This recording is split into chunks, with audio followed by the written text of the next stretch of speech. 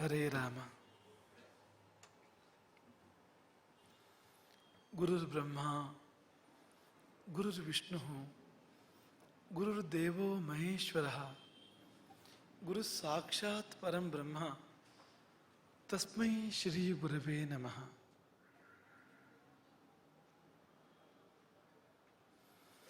ಆಪದಾಮಪಹರ್ತಾರಂ ದಾತಾರಂ ಸರ್ವಸಂಪದಾಂ ಲೋಕಾಭಿರಾಮಂ ಶ್ರೀರಾಮಂ ಭೂಯೋ ಭೂಯೋ ನಮಾಮ್ಯಹಂ.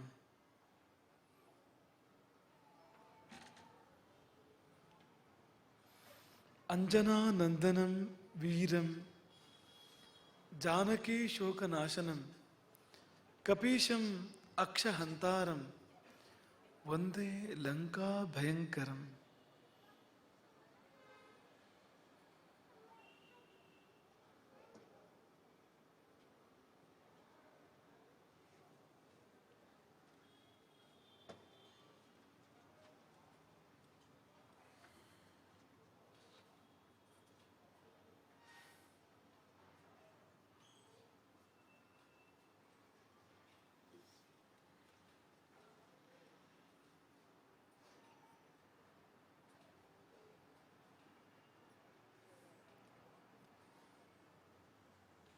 ಜಗತ್ತಿನಲ್ಲಿ ಎಲ್ಲರಿಗೂ ಹೋಲಿಕೆ ಇದೆ, ಎಲ್ಲದಕ್ಕೂ ಹೋಲಿಕೆ ಇದೆ.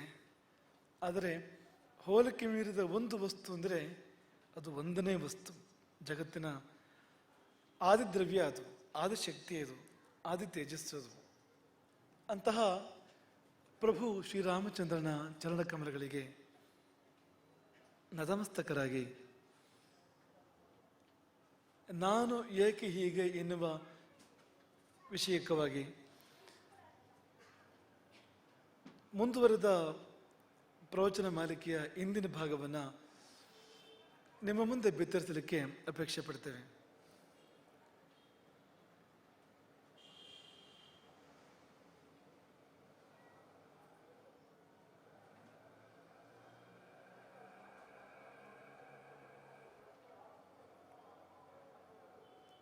ಆಶ್ಚರ್ಯ ಏನು ಅಂದರೆ, ಜಗತ್ತಿನ ಎಲ್ಲ ಜೀವಗಳು ಪರಮಾತ್ಮನಿಂದಲೇ ಬಂದಿವೆ. ಜಗತ್ತಿನ ಎಲ್ಲ ವಸ್ತುಗಳು ಕೂಡ, ಜೀವ ಮಾತ್ರ ಅಲ್ಲ, ಜಡ ವಸ್ತುಗಳು ಕೂಡ ಎಲ್ಲವೂ ಒಂದೇ ಮೂಲದಿಂದ ಬಂದಿವೆ, ಒಂದೇ ಪರಮಾತ್ಮನಿಂದ ಬಂದಿವೆ. ಆದರೆ ಒಂದರ ಹಾಗೆ ಇನ್ನೊಂದಿಲ್ಲ. ಒಂದರ ಹಾಗೆ ಇನ್ನೊಂದು ಯಾವುದೂ ಕೂಡ ಇಲ್ಲ ಅಂತ. ಎಂಥ ಅದ್ಭುತ ಸೃಷ್ಟಿ ಪರಮಾತ್ಮನದ್ದು.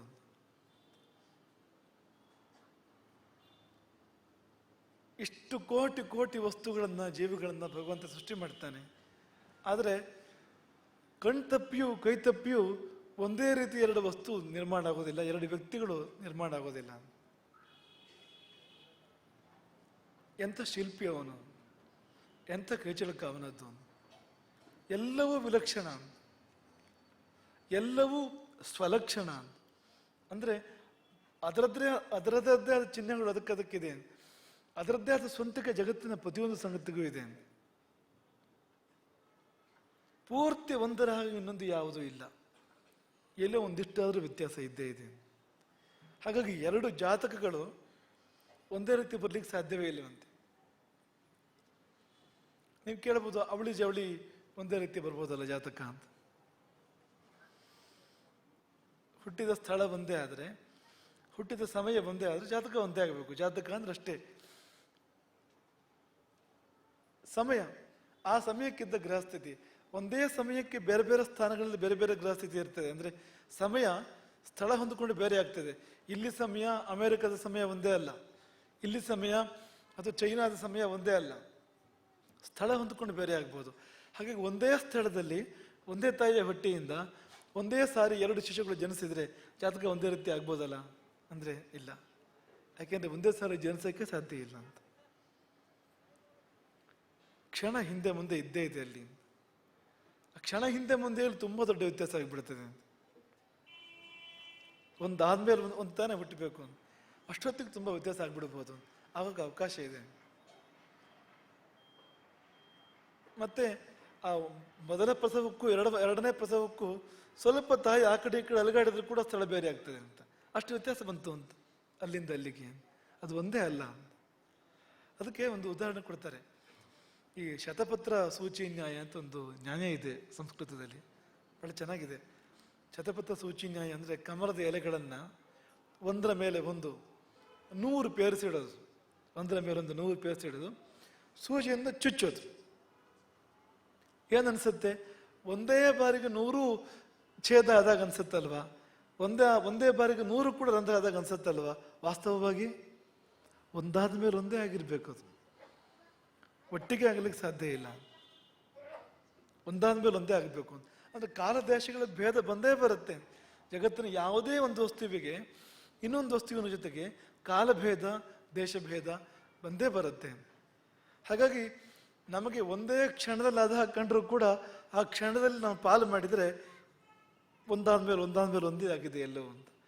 ಇನ್ನೊಂದು ಬಹಳ ನಿಮಗೆ ಇಷ್ಟ ಆಗುವ ಉದಾಹರಣೆ ಇದೆ ಅಲ್ಲಿ. ನಮ್ಮ ಶಾಸ್ತ್ರಗಳಲ್ಲಿ ಒಂದು ನಿಯಮ ಏನು ಅಂದರೆ, ಈ ಪಂಚೇಂದ್ರಿಯಗಳಿದೆಯಲ್ಲ, ಇವು ಒಟ್ಟಿಗೆ ಕೆಲಸ ಮಾಡೋದಿಲ್ಲ ಅಂತ ಶಾಸ್ತ್ರಗಳ ನಿಯಮ. ಈಗ ಕಣ್ಣು ನೋಡುತ್ತೆ, ಕಿವಿ ಕೇಳುತ್ತೆ, ಮೂಗು ಪರಿಮಳ ಸ್ವೀಕಾರ ಮಾಡುತ್ತೆ, ಚರ್ಮ ಸ್ಪರ್ಶ ಗೊತ್ತಾಗುತ್ತೆ. ಇವು ಒಟ್ಟಿಗೆ ಕೆಲಸ ಮಾಡೋದಿಲ್ಲ, ಒಂದಾದ್ಮೇಲೆ ಒಂದೇ ಮಾಡೋದು. ನೀವು ಹೇಳ್ಬೋದು, ಎಲ್ಲ ಗುರುಗಳನ್ನ ನೋಡ್ತಾ ಇದ್ದೇನೆ ನಾನು, ಗುರುಗಳ ಪ್ರವಚನವನ್ನು ಕೂಡ ಕೇಳ್ತಾ ಇದ್ದೇನೆ, ಎರಡು ಒಟ್ಟಿಗೆ ಮಾಡ್ತಾ ಇದ್ದಾನಲ್ಲ ನಾನು. ನೀವು ಕೇಳ್ತಾ ಇರುವಾಗ ನೋಡ್ತಾ ಇರೋದಿಲ್ಲ, ನೀವು ನೋಡ್ತಾ ಇರುವಾಗ ಕೇಳ್ತಾ ಇರೋದಿಲ್ಲ. ಸುಮ್ಮನೆ ನೀವು ಕಣ್ಣು ತೆರೆದಿರ್ಬೋದು, ಅದು ಬೇರೆ ವಿಷಯ. ಅದು ನೀವು ಯಾವಾಗ ರೂಪವನ್ನು ಗ್ರಹಿಸ್ತಾ ಇರ್ತೀರೋ ಆಗ ನಿಮಗೆ ಶಬ್ದ ಗೊತ್ತಾಗೋದಿಲ್ಲ. ಯಾವಾಗ ಶಬ್ದ ಗ್ರಹಿಸ್ತಾ ಇರ್ತೀರೋ ಆಗ ರೂಪದ ಮೇಲೆ ನಿಮ್ಗೆ ಗಮನ ಇರೋದಿಲ್ಲ. ಎಲ್ಲೋ ಒಂದು ಸೂಕ್ಷ್ಮ ಅಂತರ ಇದೆ ಒಂದಕ್ಕೊಂದಕ್ಕೆ ಅಂತ. ಅದಕ್ಕೆ ಈ ತರ್ಕಶಾಸ್ತ್ರದವರೊಂದು ಬಹಳ ಎಲ್ರಿಗೂ ಇಷ್ಟ ಆಗ್ಬೋದಾದ ಉದಾಹರಣೆ ಕೊಡ್ತಾರೆ ಒಂದು. ಅದು ದೀರ್ಘ ಶಷ್ಕುಲಿ ಭಕ್ಷಣ ನ್ಯಾಯ ಅಂತ. ಶಷ್ಕುಲಿ ಅಂದರೆ ನಮ್ಮ ಕನ್ನಡದ ಚಕ್ಕುಲಿ ಇದೆಯಲ್ಲ, ಅದು ಶಷ್ಕುಲಿ ಅಂತ ಹೇಳಲಿಕ್ಕೆ ಬರದೇ ಆಗಿದ್ದದು ಚಕ್ಕುಲಿ ಅಂತದ್ದು. ಮೂಲ ಶಬ್ದ ಶಷ್ಕುಲಿ ಅಂತ ಮೊದಲಿದ್ದು, ಈ ಚಕ್ಕುಲಿಯದ್ದು. ಅವರ ವಾದ ಏನು ಅಂದರೆ, ಈ ಉದ್ದ ಚಕ್ಕುಲಿ ಅಂದ್ರೆ ಸುಮಾರು ಒಂದು ಇಷ್ಟ ಅಗಲ ಚಕ್ಕುಲಿ ಅಂತ ಅನ್ಕೊಳ್ಳಿ ನೀವು, ದೊಡ್ಡ ಚಕ್ಕುಲಿ. ಆ ಚಕ್ಕುಲಿ ತಿನ್ನುವಾಗ ಒಟ್ಟಿಗೆ ಎಲೆಯಂದ್ರಗಳು ಕೆಲಸ ಮಾಡ್ತೇವೆ ಅಂತ ಅವ್ರು ಹೇಳೋದು. ಹೇಗೆ ಅಂದರೆ, ನೀವು ತಿಂತಾ ಇರ್ತೀರಿ ಚಕ್ಕುಲಿಯನ್ನು, ರುಚಿ ಗೊತ್ತಾಗ್ತಾ ಇರುತ್ತೆ ನಿಮಗೆ. ಆಗ ಅದೇ ಸಮಯದಲ್ಲಿ ಕಾಣ್ತಾ ಇರುತ್ತೆ ನಿಮಗೆ ಚಕ್ಕುಲಿ, ಇದು ಉದ್ದ ಇರೋದ್ರಿಂದ. ದೀರ್ಘ ಚಕ್ಕುಲಿ ಅಂತ ಹೇಳಿದ್ದೆ ಅದಕ್ಕೋಸ್ಕರವಾಗಿ. ತಿನ್ಬೇಕಾದ್ರೆ ಕಾಣ್ತಾನೆ ಇರಬೇಕು, ಅದು ಸಣ್ಣ ಚಕ್ಕುಲಿ ಕಾಣಿಸೋದಿಲ್ಲ ಅಂತ. ದೊಡ್ಡ ಚಕ್ಕುಲಿ ಆದರೆ ರುಚಿ ಗೊತ್ತಾಗ್ತಾ ಇರುತ್ತೆ, ಅದೇ ಸಮಯದಲ್ಲಿ ಕಾಣ್ತಾನೆ ಇರುತ್ತೆ ಚಕ್ಕುಲಿ ನಮಗೆ. ಅದೇ ಸಮಯದಲ್ಲಿ ಕುರುಮ್ ಕುರುಮ್ ಶಬ್ದನೂ ಕೇಳ್ತಿರುತ್ತೆ. ಅದೇ ಸಮಯದಲ್ಲಿ ಅದರ ಸ್ಪರ್ಶ ಗೊತ್ತಾಗ್ತಾ ಇರುತ್ತೆ. ಆ ಚಕ್ಕುಲಿ ಸ್ಪರ್ಶ ಬೇರೆ ತರದ್ದು, ಬೇರೆ ಬೇರೆ ರೀತಿಯದ್ದು. ಒಂದು ರೀತಿಯ ಒರಟು, ಒಂದು ರೀತಿಯ ಮೃದು. ಆ ಸ್ಪರ್ಶ ಕೂಡ ಗೊತ್ತಾಗ್ತಾ ಇರುತ್ತೆ. ಅಲ್ಲೇ ಮೂಗು ಹತ್ತಿರ ಇರೋದ್ರಿಂದ ಪರಿಮಳ ಬರ್ತಾ ಇರುತ್ತೆ. ಎಲ್ಲ ಒಟ್ಟಿಗೆ ಆಗುತ್ತಲ್ಲ ಅನ್ನೋ ಒಂದು ಉದಾಹರಣೆ ತೆಗೆದುಕೊಂಡು ಅದ ಮೇಲೆ ವಿಮರ್ಶೆ ಮಾಡ್ತಾ ಮಾಡ್ತಾ, ಇಲ್ಲ ಹಾಗಾಗೋದಿಲ್ಲ, ಅದು ಒಂದಾದ್ಮೇಲೆ ಒಂದೇ ಆಗಬೇಕು. ಅದಕ್ಕೆ ಉದಾಹರಣೆ ಶತಪತ್ರ ಸೂಚಿ ನ್ಯಾಯ. 100 ಎಲೆಗಳನ್ನು ಒಂದರ ಮೇಲೆ ಒಂದಿಟ್ಟು ಒಂದೇ ಬಾರಿ ಚುಚ್ಚಿದಾಗ ನಮಗೆ ಅನಿಸಿದ್ರು ಕೂಡ, ಒಂದೇ ಬಾರಿ ರಂಧ್ರ ಆದಾಗ ಅನಿಸಿದ್ರು ಕೂಡ ಒಂದಾದ ಮೇಲೆ ಒಂದೇ ಆಗಿರುತ್ತೆ, ಒಟ್ಟಿಗೆ ಆಗೋಕ್ಕೆ ಸಾಧ್ಯ ಇಲ್ಲ. ಯಾಕೆಂದ್ರೆ ಮನಸ್ಸು ಒಂದೇ ಇರೋದು. ಮನಸ್ಸು ಒಂದು ಸರ್ತಿ ಆದರೆ ಒಂದು ಇಂದ್ರಿಯ ಜೊತೆ ಮಾತ್ರ ಸಂಪರ್ಕ ಮಾಡುತ್ತೆ, ಇನ್ನೊಂದ್ರ ಜೊತೆ ಸಂಪರ್ಕ ಮಾಡೋಕ್ಕಾಗೋದಿಲ್ಲ ಅದಕ್ಕೆ. ಹಾಗಾಗಿ ಮನಸ್ಸು ಕಣ್ಣಿನ ಜೊತೆಗಿದ್ದಾಗ ರೂಪ ನಮಗೆ ಹೆಚ್ಚು ಗೊತ್ತಾಗುತ್ತೆ, ಕಿವಿ ಜೊತೆಗಿದ್ದಾಗ ಕಣ್ಣು ತೆರ್ಕೊಂಡಿದ್ರು ಕೂಡ, ಒಂದು ರೀತಿ ಕಾಣ್ತಾ ಇದ್ರು ಕೂಡ ಸರಿಯಾಗಿ ಕಾಣ್ತಾ ಇರೋದಿಲ್ಲ. ಅದು ಶಬ್ದದ ಕಡೆ ಗಮನ ಇರುತ್ತೆ ಆ ಸಮಯದಲ್ಲಿ. ಮನ ಎಲ್ಲಿದೆಯೋ ಅಲ್ಲಿ ಗಮನ ಇರುತ್ತೆ ಅಂತ. ಹಾಗೆ ಒಂದೇ ಸತ್ಯ ಆಗೋಕ್ಕೆ ಸಾಧ್ಯ ಇಲ್ಲ. ಹಾಗೆಯೇ ಪ್ರಪಂಚದ ಯಾವುದೇ ವಸ್ತು ಇನ್ನೊಂದು ವಸ್ತುವಿನ ಜೊತೆಗೆ ಎಲ್ಲ ಒಂದೇ ಆಗೋಕ್ಕೆ ಸಾಧ್ಯ ಇಲ್ಲ, ಒಂದೇ ರೀತಿ ಇರೋಕ್ಕೆ ಸಾಧ್ಯ ಇಲ್ಲ. ಯಾಕೆಂದ್ರೆ ಕಾಲ ದೇಶಗಳ ಭೇದ ಬಂದೇ ಬಿಡುತ್ತೆ ಅಂತ. ಕಾಲ ದೇಶಗಳ ಭೇದ ಬಂತಂದ್ರೆ ಜಾತಕ ಬೇರೆ ಆಯಿತು ಅಂತ. ಜಾತಕ ಬೇರೆ ಆಯಿತು ಅಂದರೆ ಒಂದರಾಗಿ ಇನ್ನೊಂದು ಇಲ್ಲ ಅಂತ. ಈಗ ಪ್ರಶ್ನೆ, ಹಾಗಾದ್ರೆ ಒಂದರಾಗಿ ಇನ್ನೊಂದು ಇರೋದೇ ಇಲ್ವಾ? ಪೂರ್ತಿ ಒಂದರಾಗಿ ಇನ್ನೊಂದು ಇರೋದಿಲ್ಲ, ಸಂಪೂರ್ಣ ತದ್ರೂಪ ಅನ್ನೋದಿಲ್ಲ ಸೃಷ್ಟಿಯಲ್ಲಿ, ಇಲ್ವೇ ಇಲ್ಲ. ಹಾಗಂತ ಇಲ್ಲಿರುವ ಕೆಲವು ಅಂಶಗಳು ಅದೇ ರೀತಿಯಲ್ಲೂ ಇರ್ಬೋದು. ಯಾವುದೋ ಕೆಲವು ಸಂಗತಿ ಅಲ್ಲಿಗೆ ಸಮಾನವಾಗಿರ್ಬೋದು.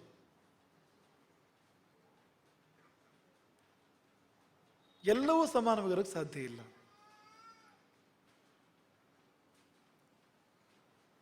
ಈಗ ಉಪಮೆ ಹೋಲಿಕೆ ಅಂತ ಕೊಡಬೇಕಾದ್ರೆ ಒಂದು ನಿಯಮ ಇದೆ ಅಂತ. ತದ್ಭಿನ್ನತ್ವೇ ಸತಿ ತದ್ಗತ ಧರ್ಮವತ್ವಂ ಅಂತ ತರ್ಕಶಾಸ್ತ್ರದ ಭಾಷೆ ಅದು. ಅಂದರೆ ಎರಡು ವಸ್ತುಗಳು ಒಂದಕ್ಕಿಂತ ಒಂದು ಭಿನ್ನವಾಗಿರಬೇಕು. ಈ ಉದಾಹರಣೆಗೆ ಎರಡು ಸೇಬು ಹಣ್ಣು ಅಂತ ಅನ್ಕೊಳ್ಳಿ ನೀವು. ಇದು ಒಂದಕ್ಕೊಂದು ಹೋಲಿಸ್ಬೇಕು ಅಂದರೆ ನಿಯಮ ಏನು ಗೊತ್ತಾ? ನಿಯಮ ಒಂದು, ಇದ್ರ ಹಾಗೆ ಇದಿರಬೇಕು, ಇದ್ರ ಹಾಗೆ ಇದಿರಬೇಕು. ಅಂದರೆ ಕೆಲವು ಅಂಶ ಸಮಾನವಾಗಿರ್ಬೇಕು ಎರಡರಲ್ಲೂ ಹೋಲಿಕೆ ಮಾಡಬೇಕಾದ್ರೆ, ಜೊತೆಗೆ ಅದೆರಡು ಬೇರೆ ಬೇರೆಯಾಗಿರಬೇಕು ಅಂತ.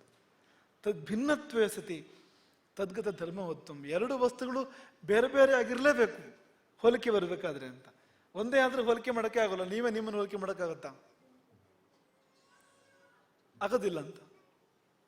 ಎರಡು ಆಗಿರ್ಬೇಕದು, ಮತ್ತು ಎರಡರಲ್ಲೂ ಕೂಡ ಕೆಲವು ಸಮಾನ ಧರ್ಮಗಳಿರಬೇಕು, ಸಮಾನ ಅಂಶಗಳಿರಬೇಕು ಅಂತ. ಹೋಲಿಕೆ ಎನ್ನುವ ತುಂಬ ಸುಂದರವಾದ ಒಂದು ಸಂಗತಿ. ಅಂದರೆ ಒಂದು ರೀತಿ ನಾವೆಲ್ಲ ಬೇರೆ ಬೇರೆ ಆದರೂ ಕೂಡ ಯಾವುದೋ ಒಂದು ನೇರದಲ್ಲಿ ಯಾವುದೋ ಒಂದು ಎಳೆಯಲ್ಲಿ ನಾವು ಒಂದೇ ಆಗಿರ್ತೇವೆ.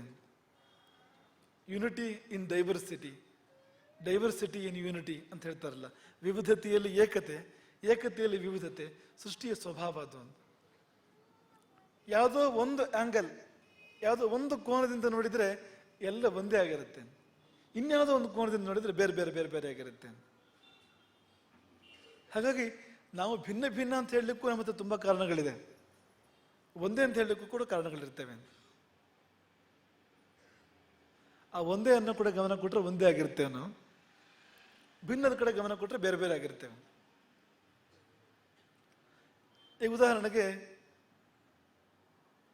ಈಗ ಜೀವಗಳು ಹಾಗೆ ತೆಗೆದುಕೊಂಡ್ರೆ ಎಲ್ಲ ಒಂದೇ. ಮನುಷ್ಯ, ಪ್ರಾಣಿ, ಪಕ್ಷಿ, ಮರ, ಗಿಡ ಎಲ್ಲ ಒಂದೇ. ಆ ಜೀವತ್ವ ಅನ್ನೋದು ಸಮಾನ ಎಲ್ಲ ಕಡೆ. ಮನುಷ್ಯತ್ವ ಅಂತ ತಗೊಂಡಾಗ ಅಷ್ಟು ಬೇರೆ, ನಾವು ಬೇರೆ ಆಗಿಬಿಟ್ವಿ. ಈ ಪ್ರಾಣಿ, ಪಕ್ಷಿ, ಮರ, ಗಿಡ ಎಲ್ಲ ಬೇರೆ, ನಾವು ಬೇರೆ ಆಗಿಬಿಟ್ವಿ. ಯಾಕೆಂದ್ರೆ ಅಲ್ಲಿ ಮನುಷ್ಯತ್ವ ಇಲ್ಲ ಅಂತ. ಅಲ್ಲ, ಮನುಷ್ಯರಲ್ಲೂ ಮನುಷ್ಯತ್ವ ಇಲ್ಲ, ಎಷ್ಟೋ ಸರಿಯಾಗಿ ಅನಿಸುತ್ತೆ ಮನುಷ್ಯರಲ್ಲೆಲ್ಲ ಮನುಷ್ಯತ್ವ ಇದೆ ಅಂತ. ಇನ್ನು ಮನುಷ್ಯರೆಲ್ಲ ಒಂದೇ ಅಂತಂದ್ರೆ ಅಲ್ಲೂ ತುಂಬ ವೈವಿಧ್ಯ ಇದೆ. ಬೇರೆ ಬೇರೆ ದೇಶಕ್ಕೆ ಸೇರಿದವರು, ಬೇರೆ ಬೇರೆ ಜಾತಿಗೆ ಸೇರಿದವರು. ಹೋಗಲಿ, ಒಂದೇ ಜಾತಿ ಒಂದೇ ಪ್ರದೇಶಕ್ಕೆ ಸೇರಿದವರೆಲ್ಲ ಒಂದೇನಾ ಅಂದರೆ ಗಂಡು ಹೆಣ್ಣು, ಗೋತ್ರಗಳು ಬೇರೆ, ಸೂತ್ರಗಳು ಬೇರೆ ಅಲ್ಲಿ ಹೀಗೆ ಅಂತ. ಈ ಮರ ಎಲ್ಲ ಒಂದೇ, ಮಾವು ಅನ್ನುವಾಗ ಬೇರೆ ಆಯಿತು. ಮಾವೆಲ್ಲ ಒಂದೇನ ಅನ್ನುವಾಗ ಎಲ್ಲ ಒಂದೇ ಅಲ್ಲ. ರಸಪೂರಿ ಬೇರೆ, ಅಥವಾ ಇನ್ನೊಂದು ಯಾವುದೋ ರತ್ನಗಿರಿ ಬೇರೆ, ಆಪೂಸ್ ಬೇರೆ, ಎಲ್ಲ ಬೇರೆ ಬೇರೆ ಆಯಿತು. ರತ್ನಗಿರಿ ಎಲ್ಲ ಒಂದೇನಂದ್ರೆ ಎಲ್ಲ ಒಂದೇ ಅಲ್ಲ, ಅಲ್ಲೂ ಸ್ವಲ್ಪ ವ್ಯತ್ಯಾಸ ಇರುತ್ತೆ.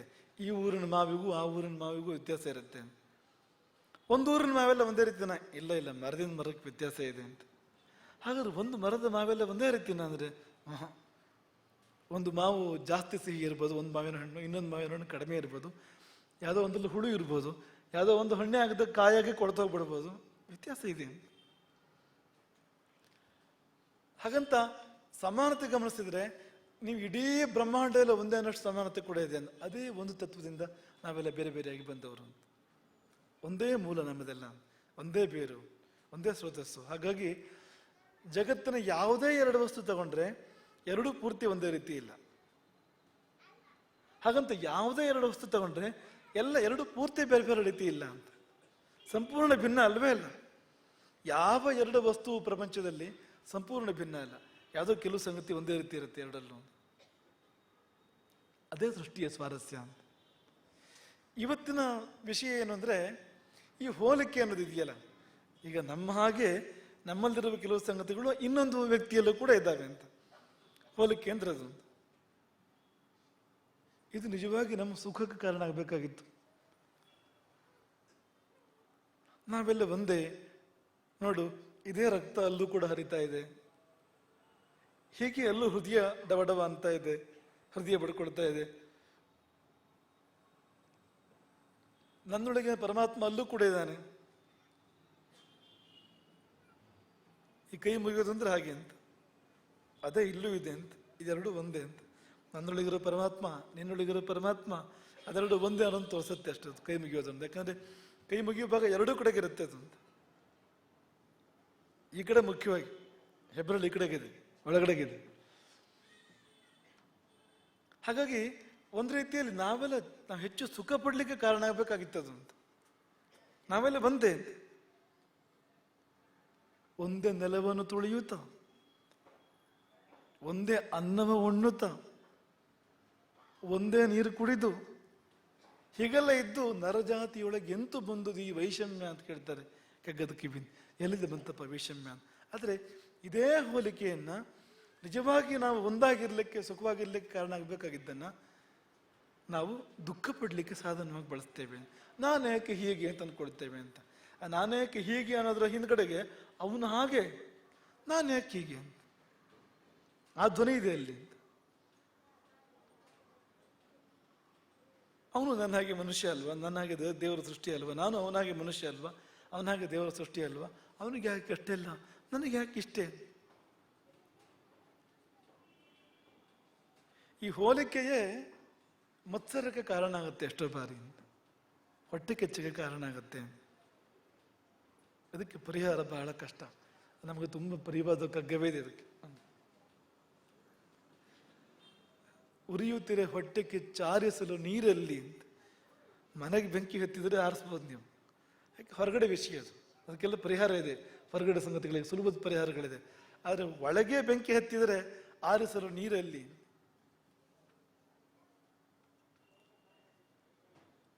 ಹೊಟ್ಟೆ ತುಂಬಿದ ತೋಳ ಮಲಗೀತು, ನೀ ಪೆರರ ದಿಟ್ಟಿಸಿದ ಕರುಬವೆಯೋ. ತೋಳಕ್ಕಷ್ಟೇ ಹೊಟ್ಟೆ ತುಂಬಿದ್ರೆ ಸಾಕು, ಮಲಗಿ ನಿದ್ದೆ ಮಾಡುತ್ತೆ ಆರಾಮಾಗಿದ್ದು. ನಾವು ಹಾಗಲ್ಲ ಅಂತ. ನನಗೂ ಹೊಟ್ಟೆ ತುಂಬಿದೆ, ಅವನಿಗೂ ಹೊಟ್ಟೆ ತುಂಬಿದೆ. ಆದರೆ ಅವನು ಕೇಸರಿ ಬಾತ್ ಊಟ ಮಾಡಿದಾನೆ, ನಂದು ಬರೀ ಸಾರನ್ನ, ಬೇಜಾರು. ಇಬ್ಬರಿಗೂ ಹೊಟ್ಟೆ ತುಂಬಿದೆ, ಎರಡೂ ಕೇಸರಿ ಬಾತೆ ಆದರೂ ಅವನು ಸ್ವಲ್ಪ ಸಕ್ಕರೆ ಜಾಸ್ತಿ ಇತ್ತು, ಅವನು ಕೇಸರಿ ಬಾತಲ್ಲಿ ಸಿಹಿ ಜಾಸ್ತಿ ಇತ್ತು, ನಾವು ಬೇಜಾರು ಮಾಡ್ಕೊಂಡ್ಬಿಡೋದು. ಕೊನೆ ಪಕ್ಷ ಅವನು ಕೇಸರಿ ಬಾತಿನ ರವೆ ದೊಡ್ಡ ಅಂಗಡಿಯನ್ನು ತಂದಿದ್ದು ಬೇಜಾರು ಮಾಡ್ಕೊಂಡ್ಬಿಡೋದು, ದುಃಖ ಪಟ್ಬಿಡೋದು. ಏನೋ ಒಂದು ಕಾರಣ ಬೇಕು ಅಂತ. ಮತ್ಸರ ಹರಿಸಲಪ್ಪುದೆ ನರರು ಮತ್ಸರಿಯ ಸಂಕಟವ. ಹರಿಸಲಪ್ಪುದೆ ನರರು ಮತ್ಸರಿಯ ಸಂಕಟವ. ಮನುಷ್ಯರು ಪರಿಹಾರ ಮಾಡಕ್ಕೆ ಸಾಧ್ಯವ ಈ ಹೊಟ್ಟೆ ಕಿಚ್ಚಿನ ಸಂಕಟನ? ಕರುಬಿದನ ಹರಿಪುರಗೆ, ದೇವರೇ ಕಾಪಾಡ್ಲಿ ಅಂತ ಕಗ್ಗದ ಕವಿ ಎಲ್ಲದಕ್ಕೂ ಪರಿಹಾರ ಹೇಳ್ತಾ ಹೋಗಿದ್ದಾರೆ ಅವರು. ಹೊಟ್ಟೆ ಕಿಚ್ಚು ನಶಿ ಬಂದಾಗ ಹರಿಪುರಗೆ ಅಂತ, ಅವನನ್ನು ದೇವರೇ ಕಾಪಾಡ್ಲಿ, ಮನುಷ್ಯರು ಯಾರು ಕಾಪಾಡೋಕೆ ಸಾಧ್ಯ ಇಲ್ಲ. ಕರುಬಿದನ ಹರಿಪುರಗೆ ಮಂಕುತಿಮ್ಮ.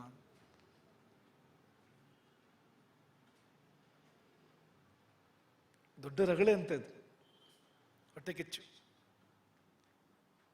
ಹೊಟ್ಟೆಯೊಂದರ ರಗಳೆ ಸಾಲದೆಂದೇನೋ ವಿಧಿ, ಹೊಟ್ಟೆ ಕಿಚ್ಚಿನ ಕಿಡಿಯ ನೆಟ್ಟಿಹನು ನರನೋಳು.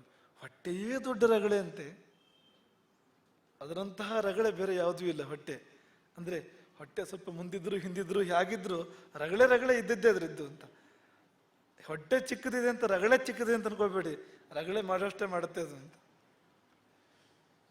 ಹೊತ್ತಿಗೆ ಕೊಡ್ತಾನೆ ಇರಬೇಕು. ನೀವು ಒಂದು ಹೊತ್ತು ಕೊಟ್ಟರೆ 2 ಹೊತ್ತು ಕೇಳುತ್ತೆ ಅದು, 2 ಹೊತ್ತು ಕೊಟ್ಟರೆ 3 ಹೊತ್ತು ಕೇಳುತ್ತೆ, 3 ಹೊತ್ತು ಕೊಟ್ಟರೆ 5 ಹೊತ್ತು ಕೇಳುತ್ತೆ ಅದು, 5 ಹೊತ್ತು ಕೊಟ್ಟರೆ ಕೊಡ್ತಾನೆ ಇರೋದು ಕೇಳುತ್ತೆ. ಕೊನೆಗೆ ಆ ನೀರು ಅವನಿದ್ದಾಗೆ ದಿನಕ್ಕೆ 50 ಸಾರಿ ಊಟ ಮಾಡಿ 50 ಸಾರಿ ವಾಂತಿ ಮಾಡೋದು ಅಂತ, ವಾಂತಿ ಮಾಡ್ಕೊಂಡು ಮತ್ತೆ ಊಟ ಮಾಡೋದು ಅಂತ. ಅಂತಹ ಬಾಕ ಅದು, ಹೊಟ್ಟೆ ಬಾಕ ಅಂತ ಹೇಳ್ತಾರಲ್ಲ, ಹೊಟ್ಟೆ ಬಾಕ ಅಂತ. ಹಾಗೆ ನೋಡಿದ್ರೆ ಬಾಚಿ ಬಾಚಿ ಅಭ್ಯಾಸ ಅದಕ್ಕೆ ಅಂತ, ಹೊಟ್ಟೆ ಬಾಕ ಅಂತ. ಆಯ್ತು, ತುಂಬಿದ್ರೆ ಸಾಕ ಅಂದ್ರೆ ಅಲ್ಲ, ಅದೇ ಕೊಡು ಇದೇ ಕೊಡು ಅಂತ ಕೇಳುತ್ತೆ ಬೇರೆ. ಮತ್ತೆ ನಿನಗೆ ಬೇಕಾದ ಸಿಕ್ಕಿದ್ರೆ ಸಾಕ, ಸಾಲದು, ಆ ಪಕ್ಕದವನಿಗೆ ಸಿಗಬಾರ್ದು ಅಂತ, ಅದು ಬೇರೆ ಇದೆ ಮತ್ತೆ ಅಂತ. ಹೆಗ್ಡರ್ ಹೇಳ್ತಾ ಇದ್ದ ಒಂದು ಕಥೆ ನಾವು ಎಷ್ಟೋ ಸಾರಿ ನೆನಪು ಮಾಡ್ಕೊಳ್ತೇವೆ, ಬಹಳ ಚೆನ್ನಾಗಿದೆ ಕಥೆ ಇದು. ಇಬ್ಬರು ಸ್ನೇಹಿತರ ಕಥೆ ಇದು, ಬಾಲ್ಯದಲ್ಲಿ ಒಟ್ಟಿಗೆ ಇದ್ದವರು, ಅವರು ವಿದ್ಯಾಭ್ಯಾಸ ಒಟ್ಟಿಗೆ ಮಾಡಿದವರು. ದೊಡ್ಡವರಾದ್ಮೇಲೆ ಬೇರೆ ಬೇರೆ ಆದರೂ, ಉದ್ಯೋಗ, ವಿವಾಹ, ಅವರವ್ರ ಸಂಸಾರ. ಒಂದ್ಸಾರಿ ಒಬ್ಬ ಸ್ನೇಹಿತ ಮತ್ತೊಬ್ಬ ಸ್ನೇಹಿತನ ನೋಡ್ಕೊಂಬರಕ್ಕೆ ಅವ್ರ ಮನೆಗೆ ಹೋಗ್ತಾನೆ. ತುಂಬ ಭವ್ಯವಾದ ಮನೆ ಕಟ್ಟಿದಾನೆ ಅವನು, ಚಿನ್ನದ ಮನೆ ಅನ್ಬೇಕು ಅಂತ ಮನೆ ಕಟ್ಟಿದ್ದಾನೆ, ಬಹಳ ಸುಂದರವಾದ ಮನೆ ಕಟ್ಟಿದ್ದಾನೆ. ಮನೆ ಒಳಗೆ ಹೋದ್ರೆ ಸ್ನೇಹಿತನಿಗೆ ಬಹಳ ಖುಷಿ ಆಯ್ತು, ಬಹಳ ಕಾಲದಂತ ಸ್ನೇಹಿತ ಬಂದ ಅಂತ. ತುಂಬ ಪ್ರೀತಿಯಿಂದ ಮಾತಾಡ್ಸಿದ್ದ. ಎಷ್ಟೋ ಹೊತ್ತು ಇಬ್ರು ಮಾತಾಡಿದ್ರು, ಎಷ್ಟೋ ಹೊತ್ತು ಮಾತಾಡಿದ್ರು ಒಂದೇ ವಿಷಯ ಮಾತಾಡಿದ್ದಂತೆ. ಒಬ್ಬನೇ ಮಾತಾಡಿದ್ದು, ಒಂದೇ ವಿಷಯ ಮಾತಾಡಿದ್ದು. ಆ ಮನೆ ಮಾಲೀಕ ಮಾತಾಡಿದ್ದು ಅಷ್ಟೊತ್ತು ಮನೆ ಸುದ್ದಿಯೇ, ಬೇರೆ ವಿಷಯವೇನು. ಮನೆ ಬಗ್ಗೆ ಅಷ್ಟು ಹೆಮ್ಮೆ ಅಂತ. ದೊಡ್ಡ ಗುರುಗಳಿಗೆ, ಹಿಂದಿನ ಗುರುಗಳಿಗೆ, ದೊಡ್ಡ ಗುರುಗಳಿಗೆ ಈ ವಾಹನಗಳ ಬಗ್ಗೆ ಆಸಕ್ತಿ ತುಂಬ ಇತ್ತು ಅವರಿಗೆ. ಸುಮಾರು ಅವರಿಗೆ ಅದ್ರ ಬಗ್ಗೆ ತುಂಬ ಪರಿಜ್ಞಾನ, ಪರಿಣತಿ ಕೂಡ ಇತ್ತು. ಈ ಕಾರುಗಳು ಏನು, ಎತ್ತ, ಹೇಗೆ ಅಂತೆಲ್ಲ. ಅವ್ರ ಎಂಜಿನ್ಗಳಿಂದ ಶುರು ಮಾಡಿ ಎಲ್ಲ ವಿಷಯದ ಬಗ್ಗೆ ಮಾತಾಡ್ತಾ ಇದ್ರು ಅವರು, ದೊಡ್ಡ ಗುರುಗಳು. ಆ ಕಾಲದಲ್ಲಿ ರಾಮಯ್ಯ ಭಟ್ರು ಅಂತ ಒಬ್ರು ಇದ್ರು ಮಠದಲ್ಲಿ. ರಾಮಯ್ಯ ಭಟ್ರು ಅವರು ಈಗಿಲ್ಲ, ಅವರು ಬಹಳ ವರ್ಷ ತೀರ್ಕೊಂಡವರು. ಕುಳ್ಳ ಅವರು, ವೃತ್ತಾಕಾರ ಕುಳ್ಳ, ಬಹಳ ತಮಾಷೆ ಮನುಷ್ಯ ಅವರು. ಎಷ್ಟೋ ವರ್ಷ ಬಾಲ್ಯದಿಂದ ದೊಡ್ಡ ಗುರುಗಳ ಜೊತೆಗಿದ್ದವರು, 30-40 ವರ್ಷ ದೊಡ್ಡ ಗುರುಗಳ ಜೊತೆಗಿದ್ದವರು. ಅವರು ಹೊಸ ಕಾರು ಬರ್ತಿದ್ದಾಗೆ, ಗುರುಗಳು ಹೊಸ ಕಾರು ಖರೀದಿ ಮಾಡಿದ್ರೆ ಹೊರಗಡೆ ಶಿಷ್ಯರ ಜೊತೆ ಕೂತ್ಕೊಂಡಾಗ ಆ ವಿಷಯ ಚರ್ಚೆಗೆ ಬರ್ತಾ ಇತ್ತು. ಇವತ್ತಿಗಿಂತ ಎಷ್ಟೋ ಸ್ವಲ್ಪ ಆರಾಮ್ ಇರ್ತಾ ಇತ್ತು ಅವತ್ತಿನ ಕಾಲದಲ್ಲಿ. ಹಾಗಾಗಿ ಚರ್ಚೆಗಳು ಬರ್ತಾ ಇದ್ದು ಕಾರುಗಳ ಬಗ್ಗೆ, ಕಾರಿನ ಬಗ್ಗೆ ಗುರುಗಳು ಹೇಳ್ತಾ ಇರ್ತಿದ್ರು, ಇದು ಹೀಗೆ ಹಾಗೆ, ಆ ಕಾರಿನ ಇಂತಿಂಥ ವಿಶೇಷಗಳು ಅಂತ ಹೇಳಿ. ಈ ರಾಮಯ್ಯ ಬಂದು ಅಲ್ಲ ಸ್ವಲ್ಪ ಹಿಂದೆ ಬಾಗಿಲು ತೆಗೆದು ಚೂರು ತಲೆ ಒಂದು ಹೊರಗೆ ಹಾಕಿ, ಇನ್ನು 3 ತಿಂಗಳ ಅಂತೇಳಿ ಹೋಗ್ಬಿಡ್ತಿದ್ದಂತೆ ಅಷ್ಟೇ. ಇನ್ನು 3 ತಿಂಗಳ, ಗುರುಗಳಿಗೆ ತುಂಬ ಸಿಟ್ಟು ಬರ್ತಿತ್ತು. ಇನ್ನು 3 ತಿಂಗಳ ಅಂದ್ರೆ ಇನ್ನು 3 ತಿಂಗಳು ಬೇರೆ ಸುದ್ದಿ ಇಲ್ಲ ಅಂತ, ಬರೀ ಕಾರ್ ಸುದ್ದಿ ಮಾತ್ರ ಅಂತ ಅವನು ಧ್ವನಿಯದು. ಇನ್ನು ಬೇರೆ ಯಾವ ವಿಷಯವೂ ಇಲ್ಲ, 3 ತಿಂಗಳು ಬರೇ ಕಾರ್ ಬಗ್ಗೆ ಮಾತಾಡೋದು ಅಂತ ಅಷ್ಟು ಹೇಳಿ ಪರಾರಿ ಅವನು. ಇನ್ನು 3 ತಿಂಗಳ ಅಂತೇಳಿ ರಾಮಯ್ಯ ಭಟ್. ಹಾಗೆ ಆ ಹೊಸ ಮನೆ ಕಟ್ಟಿದವನು ಮನೆ ತುಂಬ ಭವ್ಯವಾಗಿದೆ, ಮನೆ ಬಗ್ಗೆ ವರ್ಣನೆ ಮಾಡಿದ್ದು ಬೆಳಗ್ಗೆ ಮಧ್ಯಾಹ್ನ ಸಂಜೆ ಅದೇ ಅಂತ. ಆಯ್ತು, ಇವನು ಸಂತೋಷಪಟ್ಟ, ಹೊರಟು ಬಂದ ಅಲ್ಲಿಂದ. ಮತ್ತೊಂದು 2 ವರ್ಷ ಕಳೀತು. ಇನ್ನೊಂದು ಸಾರಿ ನೋಡ್ಕೊಂಡ್ ಬರೋಣ ಅಂತ ಆಯ್ತು. ಸ್ನೇಹಿತನನ್ನ ಪುನಃ ಹೋದ್ರೆ ಎಲ್ಲ ಹಾಗೆ ಇದೆ, ಭವ್ಯವಾದ ಮನೆ, ಬಹಳ ಚೆಂದ ಇದೆ ಎಲ್ಲವೂ ಕೂಡ. ಒಳಗೆ ಹೋದ್ರೆ ಎಲ್ಲರೂ ಚೆನ್ನಾಗೇ ಇದ್ದಾರೆ. ಬಟ್ ಈ ಸ್ನೇಹಿತ ಮಾತ್ರ ಮೂಲೆ ಸೇರಿಬಿಡ್ತಾನಂತೆ.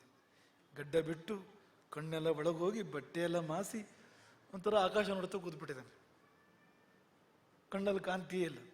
ಅರೆ ಏನಾಯ್ತು, ಹೋಗಿ ಮಾತಾಡ್ತಿದ್ರೆ ಮಾತಾಡೋದಿಲ್ಲ.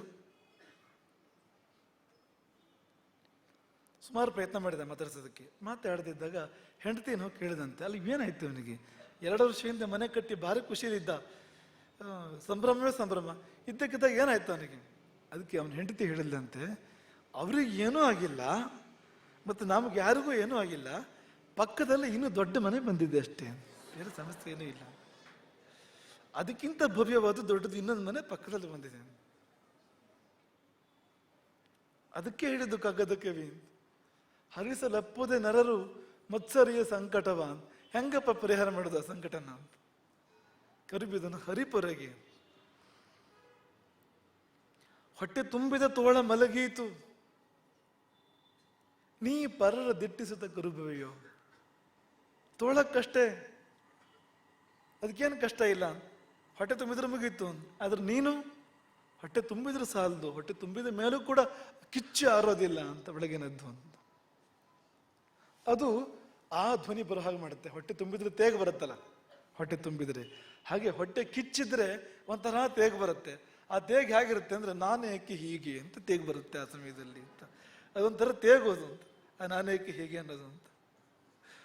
ಹೊಟ್ಟೆ ತುಂಬಿದ ತೇಗಲ್ಲ, ಅದು ಕಿಚ್ಚಿನ ತೇಗೋದು ಅಂತ.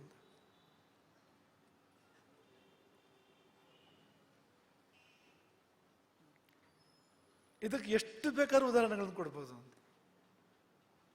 ಎಷ್ಟೋ ಬಾರಿ ನಮ್ಮ ನೋವಿಗೆ ಕಾರಣ ನಮ್ಮಲ್ಲಿ ಇರೋದೇ ಇಲ್ಲ ಅಂತ. ನಮ್ಮ ಯಾವುದೇ ಕೊರತೆಯೂ ಕೂಡ ಕಾರಣ ಆಗಿರೋದಿಲ್ಲ. ಎಷ್ಟೋ ಬಾರಿ ನಮ್ಮ ನೋವಿಗೆ ಕಾರಣ ಇನ್ಯಾವುದೋ ಆಗಿರುತ್ತೆ. ಸಂಬಂಧ ಇಲ್ಲದೆ ಇರೋದು, ಸಂಬಂಧವೇ ಇಲ್ಲದೆ ಇರೋದು, ಅದನ್ನು ತಗೊಂಡು ನೋಯ್ತಾ ಇರ್ತೇವೆ.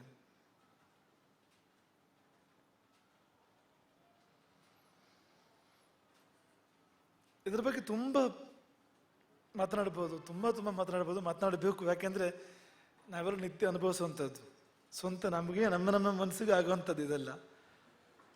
ಇಲ್ಲ, ನಮ್ಮ ಅಕ್ಕಪಕ್ಕ ಅಂತೂ ಆಗ್ತಾ ಇದ್ದೇ ಇರುತ್ತೆ. ಇದು ಇದಿಲ್ಲದೆ ಇರೋ ಪ್ರಪಂಚವೇ ಇಲ್ಲ ಅಂತ. ಮತ್ಸರ ಇಲ್ಲದೆ ಇರತಕ್ಕಂಥ ಪ್ರಪಂಚ, ಹೋಲಿಸಿಕೊಂಡು ಕಷ್ಟಪಡದೇ ಇರತಕ್ಕಂಥ ಆ ಅಂಶ ಇಲ್ಲದೆ ಇರತಕ್ಕಂಥ ಬದುಕೇ ಇಲ್ಲ ಆಗ್ಬಿಟ್ಟಿದೆ. ಅದು ಮುಗಿದ್ರೆ ಮಾಯೇನ ಮುಗೀತು ಅನ್ನೋ ಹಾಗೆ ಅಂತ. ಇದ್ದಕ್ಕಿದ್ದಾಗ ಅವನು ಸಮಾಧಾನ ಆಗ್ಬಿಡ್ತಾನೆ. ಈ ಮತ್ಸರ ಒಂದು ಹೋಯ್ತು ಅಂದ್ರೆ ಇದ್ದಕ್ಕಿದ್ದಾಗ ನೆಮ್ಮದಿ ಬರುತ್ತೆ. ನೋಡಿ ಬೇಕಾದ್ರೆ ನೀವು ಅದನ್ನು, ಇದ್ದಕ್ಕಿದ್ದಾಗ ಸಮಾಧಾನ ಬರುತ್ತೆ, ನೆಮ್ಮದಿ ಬರುತ್ತೆ. ಈಗ ಮಕ್ಕಳಿಲ್ಲ, ಕೊರಗ್ತಾ ಇರ್ತಾರೆ ಎಷ್ಟೋ ಸರ್ತಿ. ಅದು ಇನ್ಯಾರಿಗೂ ಮಕ್ಕಳಾಗಿದ್ದನ್ನು ಕಂಡಾಗ ತಾನೇ ಅದು ಒಂದಕ್ಕೆ ಮೂರಾಗಿ ನೂರಾಗಿ ಅದು ಉರಿಯಾಗಿ ಬರುವಂಥದ್ದು ಅದು. ಅದಿಲ್ಲದೆ ಇದ್ರೆ ಇಲ್ಲ ಅಷ್ಟೇ ಅಂತ. ಇಲ್ಲ ಅನ್ನೋದು ಇಲ್ಲ. ಈಗ ಹೊರಗಡೆ ಇಲ್ಲ ಅಂದ್ರೆ ಒಳಗಡೆ ಇರಬಾರ್ದು, ನಮ್ಮ ಮನಸ್ಸಲ್ಲಿ ಕೂಡ ಇರಬಾರ್ದು. ಅದು ಮುಗ್ದೋಯ್ತಲ್ಲ ಈಗ ವಿಷಯ. ಅದು ಹಾಗಲ್ಲ, ಹೊರಗೆ ಇಲ್ಲದೆ ಇರೋದು ಒಳಗೆ ಭೂತಾಕವಾಗಿ ಕಾಡುತ್ತೆ ಅಂತ. ಯಾವಾಗ ಅಂದ್ರೆ ಅವರಿವರನ್ನು ನೋಡಿದಾಗ. ಎಲ್ಲವೂ ಸಾಪೇಕ್ಷ. ನಮ್ಮ ಸುಖ ದುಃಖಗಳೆಲ್ಲವೂ ಕೂಡ ಸಾಪೇಕ್ಷ. ಈಗ ಬಡತನ, ಶ್ರೀಮಂತಿಕೆ, ಇದು ನೀವು ಹೋಲಿಕೆ ಮಾಡಿ ನೋಡೋಣ. ಅಂದ್ರೆ ಇದು ಏನು ನಿಜವಾಗಿದು ಅಂತ. ನಿಜಕ್ಕೂ ಏನು ಬಡತನ ಅಂದ್ರೆ ಏನು? ನಮ್ಮ ಹೊಟ್ಟೆಗೆ ನಮ್ಮ ಬಟ್ಟೆಗೆ ಇಲ್ಲದೆ ಇದ್ರೆ ಬಡತನ. ಅದು ನಮ್ಮ ಹೊಟ್ಟೆಗೆ ಬಟ್ಟೆಗೆ ಆಯ್ತು ಅಂದಮೇಲೆ ಬಡತನದ ಪ್ರಶ್ನೆ ಇಲ್ಲ. ಅದರ ನಂತರ ಮತ್ತಿರೋದು ಹೋಲಿಕೆ ಮಾತ್ರ. ಆ ಹೋಲಿಕೆ ಮುಕ್ತಾಯ ಇಲ್ಲ. ಅವನು ಪ್ರಪಂಚದ 10ನೇ ಶ್ರೀಮಂತ ಆದರೂ ತನ್ನ ಮುಂದೆ ಇನ್ನೂ 9 ಜನ ಇದ್ದಾರಲ್ಲ ನನಗಿಂತ ಮೇಲೆ, ಅವ್ರು ನೋಡಿ ಕರುತ್ತಾ ಇರ್ತಾನೆ ಅವನು ಅಂತ. ನಾನು ಅಷ್ಟಾಗಿಲ್ಲ ಅಂತ. ಅದಕ್ಕೆ ಪರಿಹಾರ ಇಲ್ಲ ಅಂತ. ನಿಜವಾದ ಬಡತನ ಅಷ್ಟೇ ಅಂತ. ನಿಜವಾದ ಶ್ರೀಮಂತಿಕೆ ಅಂದ್ರೆ ಏನು? ತನಗಾಗೋದಕ್ಕಿಂತ ಹೆಚ್ಚಿದೆ ದಾನ ಮಾಡಬಹುದು ಅಂತ. ಅದು ಶ್ರೀಮಂತಿಕೆ. ಅದು ತನಗಾಗುವಷ್ಟಿದೆ, ಬಡತನ ಇಲ್ಲ ಅಂತ. ತನಗಾಗುವಷ್ಟೇ ಇಲ್ಲ, ಕೊರತೆ ಇದೆ, ಬಡತನ ಇದೆ. ಇಷ್ಟೇ ಬಡತನದ ವ್ಯಾಖ್ಯಾನ. ಈಗ ನಮ್ಮ ಅಪೇಕ್ಷೆಗಳು, ನಮ್ಮ ಅಗತ್ಯಗಳನ್ನ ನಾವು ಗಮನಿಸಿದ್ರೆ ಬಡತನವೂ ಇರೋದಿಲ್ಲ ಅಂತ. ಯಾಕೆಂದ್ರೆ 2 ಹೊತ್ತು ಊಟ ಮಾಡೋಕ್ಕಿಲ್ಲ ಅಂತ ಅನ್ಕೊಳ್ಳಿ, ಒಂದೇ ಹೊತ್ತು ಊಟ ಮಾಡೋಕ್ಕಿದೆ ಅಂತ. ತೊಂದರೆ ಏನು? ಆರೋಗ್ಯವಾಗಿರ್ತಾನ, ಆರಾಮಾಗಿರ್ತಾನ. 1 ಹೊತ್ತು ಉಂಡ್ರೆ ಯೋಗಿ ಅಂತ, 2 ಹೊತ್ತು ಉಂಡ್ರೆ ಭೋಗಿ ಅಂತ. ಅಂದ್ರೆ ಪೂರ್ತಿ ಯೋಗಿ ಅಲ್ಲ, ಸ್ವಲ್ಪ ಸಮಸ್ಯೆ ಇದೆ ಅಲ್ಲಿ, ಚೂರು ಹೆಚ್ಚು ಕಡಿಮೆ ಆದ್ರೆ ಆರೋಗ್ಯ ಬರ್ತದೆ ಅಲ್ಲಿ. 3 ಹೊತ್ತು ಉಂಡ್ರೆ ರೋಗಿ ಅಂತ. ಅದು ಅಲ್ದೆರಡು ಯಾರೂ ಇಲ್ಲ ಪ್ರಪಂಚದಲ್ಲಿ, ಹಾಗಾಗ್ಬಿಟ್ಟಿದೆ ಹೊತ್ತು. ಅದಕ್ಕಿಂತ ಹೆಚ್ಚಾದ್ರೆ ಎತ್ಕೊಂಡು ಹೋಗಿ ಅಂತ, 4 ಜನ ಸೇರಿ ಎತ್ಕೊಂಡು ಹೋಗಿ ಅಂತ. ಅದು ಜೀವೋತ್ಸವ. ತಪ್ಪೇನು? ಒಂದೇ ಹೊತ್ತು ಊಟಕ್ಕಿದ್ರೆ. ಸೀತೆ ಅಶೋಕವನದಲ್ಲಿ ಸುಮಾರು 1 ವರ್ಷ ಕಾಲ ಒಂದೇ ಬಟ್ಟೆಯಲ್ಲಿ ಇದ್ಲಂತೆ, ಒಂದೇ ಬಟ್ಟೆಯಲ್ಲಿ. ಆ ಬಟ್ಟೆ ಪೂರ್ತಿ ಮಾಸಿ ಹೋಗಿತ್ತು. ಆಗಲಿಕ್ಕೆ ಅದು ಪೀತಾಂಬರ. ಆದ್ರೆ ಆ ಪೀತಾಂಬರ ಅದರ ಇನ್ನೊಂದು ಭಾಗ ಅದರ ಉತ್ತರೀಯ ಹನುಮಂತನ ಸಿಕ್ಕಿರುತ್ತೆ. ಅವಳು ರಾವಣ ಅಪಹರಣ ಮಾಡಿ ಹೋಗುವಾಗ, ಋಷ್ಯಮುಖದ ಮೇಲಿಂದ ರಾವಣ ಹಾದು ಹೋಗುವಾಗ ಉತ್ತರೀಯವನ್ನ ಕೆಲವು ಆಭರಣಗಳ ಜೊತೆಗೆ ಹಾಕ್ಬಿಟ್ಟಿರ್ತಾಳೆ ಕೆಳಗಡೆಗೆ ಗಂಟು ಕಟ್ಟಿ. ಹಾಗಾಗಿ ಉತ್ತರೀಯ ಹನುಮಂತ ನೋಡಿರ್ತಾನೆ. ಅಶೋಕವನದ ಸೀತೆ ನೋಡಿದಾಗ, ಅವಳು ಪೀತಾಂಬರ ನೋಡಿದಾಗ ಅವನು ಹೋಲಿಕೆ ಮಾಡ್ತಾನೆ. 2 ಒಂದೇ ಇದು, ಇದೇ ಅದು ಅದೇ ಇದು. ಆದರೆ ಇದು ಮಾಸಿ ಹೋಗಿದೆ. ಕಾರಣ ಏನು ಅಂದ್ರೆ ತುಂಬಾ ಕಾಲ ಅದನ್ನೇ ಧರಿಸಿದ್ದು, ಒಂದನ್ನೇ ಧರಿಸಿದ್ದು. ಅವಳಿಗೆ ಅಂತ ಸ್ಥಿತಿ ಬಂದಿದೆ. ಅವಳಿಗೆ ಆ ಸುಮಾರು 1 ವರ್ಷ ಸರಿಯಾಗಿ ಊಟ ಇಲ್ಲ. ಅವಳಿಗೆ 1 ವರ್ಷವೇ ಸರಿಯಾಗಿ ಊಟ ಇಲ್ಲ, 1 ವರ್ಷವೇ ಸರಿಯಾಗಿ ನಿದ್ದೆ ಇಲ್ಲ, 1 ವರ್ಷವೇ ಸರಿಯಾಗಿ ಅವಳಿಗೆ ಒಳ್ಳೆ ಬಟ್ಟೆ ಇಲ್ಲ, ತೊಳೆದು ಉಡ್ಲಿಕ್ಕೆ ಕೂಡ ಬಟ್ಟೆ ಇಲ್ಲ. ಯಾಕೆಂದ್ರೆ ರಾವಣನ ಕಡೆಯಿಂದ ಏನನ್ನು ತಗೊಂಡಿಲ್ಲ ಅವಳು ಅಲ್ಲಿ. ಅದೇ ಸಮಯದಲ್ಲಿ ರಾಮನಿಗೂ ಇಲ್ಲ. ಸಾಕ್ಷಾತ್ ಲಕ್ಷ್ಮಿ ಸೀತೆ ಅಂದ್ರೆ. ಲಕ್ಷ್ಮಿಯ ಕಥೆನೇ ಹೀಗಾದಾಗ ನಮ್ಮದೇನಪ್ಪ ಅಂತ, ನಮಗೇನು ತೊಂದರೆ? ಆದ್ರೆ ಹಾಗಿಲ್ಲ. ನಾವು ಹೋಲಿಸಿ ಹೋಲಿಸಿ ಕಷ್ಟಪಟ್ಟು ಕೊಡ್ತೇವೆ ನಾವು. ಇನ್ನು ಆಗೊಂದು ಮಾತನ್ನು ಹೇಳಿದ್ವು, ಹೋಲಿಸುವಾಗ 2 ವಸ್ತುಗಳು ಬೇಕು, ಒಂದೇ ವಸ್ತು ಹೋಲಿಕೆ ಆಗೋದಿಲ್ಲ. 2 ಭಿನ್ನವಾದ ವಸ್ತುಗಳ ಮಧ್ಯೆ ಹೋಲಿಕೆ ಬೇಕು. ಕೆಲವು ಸರಿ ಹಾಗಲ್ಲ, ಕೆಲವು ಸರಿ ನಾವೇ ನಮ್ಮನ್ನು ಹೋಲಿಸಿ ದುಃಖ ಪಟ್ಟುಕೊಳ್ತೇವೆ. ಒಂದೇ ವಸ್ತು ಅದು, ಆದರೆ ಕಾಲದೃಷ್ಟಿಯಿಂದ ಭಿನ್ನ ಅಂತ. ಅದೇ ಪುರಂದರದಾಸರು ಹೇಳ್ತಾರಲ್ಲ, ಇಷ್ಟು ದೊರಕಿದರೆ ಮತ್ತೆಷ್ಟು ಬೇಕೆಂಬ ಆಸೆ, ಅಷ್ಟು ದೊರಕಿದರು ಮತ್ತಷ್ಟರ ಆಸೆ, ಕಷ್ಟ ಬೇಡೆಂಬ ಆಸೆ, ಕಡು ಸುಖವ ಕಾಂಬಾಸೆ. ಇದೆಲ್ಲ ಅರ್ಥ ಆಗತ್ತೆ ನಮಗೆ. ಕೊನೆಯ ಪದ ಬಹಳ ಸ್ವಾರಸ್ಯವಾಗಿದೆ, ನಷ್ಟ ಜೀವನದ ಆಸೆ. ಪುರಂದರ ವಿಠಲ ಅದೇನು ಹಾಗಂದ್ರೆ ನಷ್ಟ ಜೀವನದ ಆಸೆ ಅಂದ್ರೆ ಕಳೆದು ಹೋದ ಜೀವನದ ಬಗ್ಗೆ ಆಸೆ ಅಂತ. ಈಗ ಉದಾಹರಣೆ, ನಷ್ಟ ಜೀವನ ಅಂದ್ರೆ ಬಾಲ್ಯ ನಷ್ಟವಾಗಿ ಹೋಗಿದೆ ಅಲ್ವಾ, ಹೀಗೆ ಬೇಜಾರು, ಎಷ್ಟು ಚೆನ್ನಾಗಿತ್ತು ಆವಾಗ ಅಂತ ಬಾಲ್ಯದಲ್ಲಿ. ಯೌವನ ಕಳೆದೋದ್ಮೇಲಂತೂ ಇಂತಹ ಬೇಜಾರು, ಕಳೆದೋಯ್ತು ಯೌವನ ಅಂತ.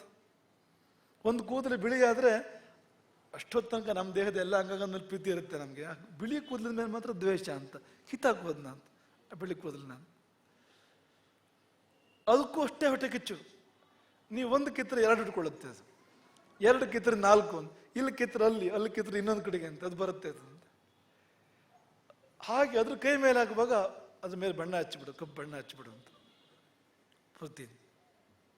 ಅದು ಅಲ್ಲಿಗೆ ಬಿಡಲ್ಲ. ಅದು ನೀವು ಕಪ್ಪು ಬಣ್ಣ ಹಚ್ಚಿದ್ರೆ ಕೆಳಗಿಂದ ಹುಟ್ಟು ಬರೋ ಮತ್ತು ಬಿಳಿ ಹುಟ್ಟು ಬರುತ್ತೆ ಅದು, ಅದಾ ಪ್ರಕಾರ.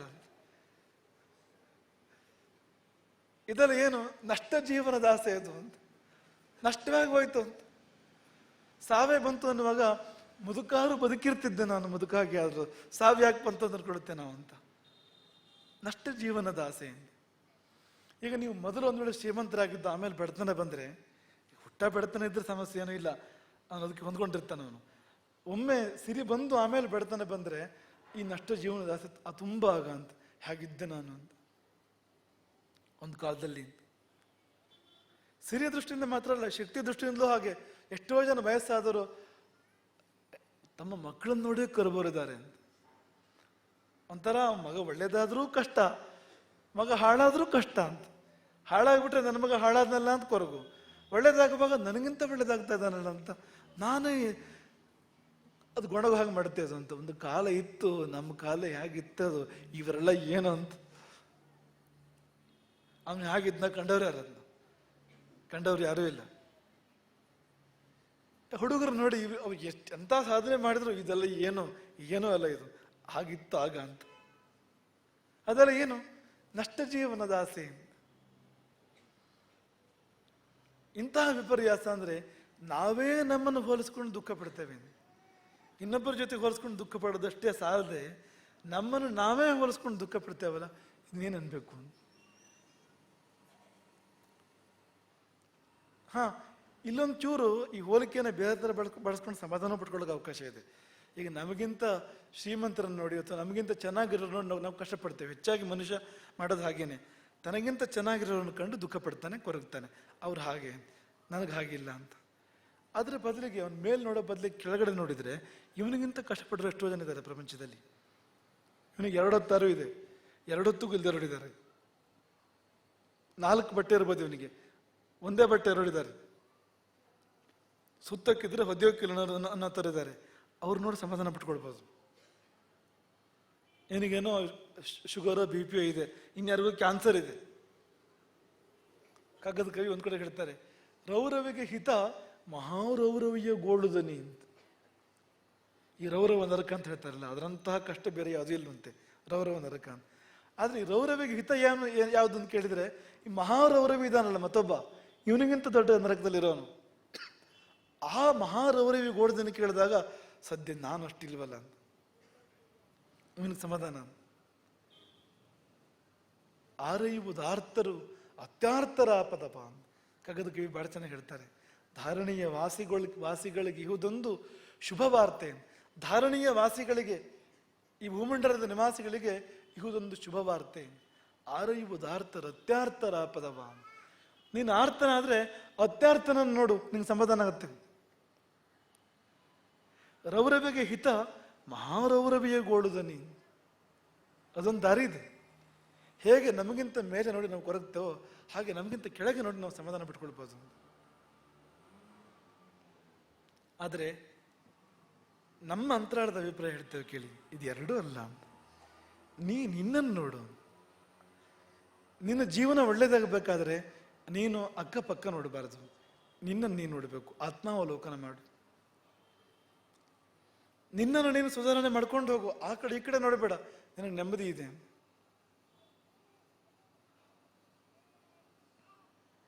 ನೋಡಿ, ನಮಗಿಂತ ಮೇಲವ್ರು ನೋಡಿದರೆ ಕೊರಗು ಒಂದು ರೀತಿಯಲ್ಲಿ, ಹಾಗೆ ನಮಗಿಂತ ಕೆಳಗಿಂದ ನೋಡಿದ್ರೆ ಸಮಾಧಾನ ಆಗ್ತದೆ. ಆದರೆ ಅದು ಫಾಲ್ಸ್ ಸೆಕ್ಯೂರಿಟಿ, ಅದು ನಿಜವಾದ ಸಮಾಧಾನ ಅಲ್ಲ.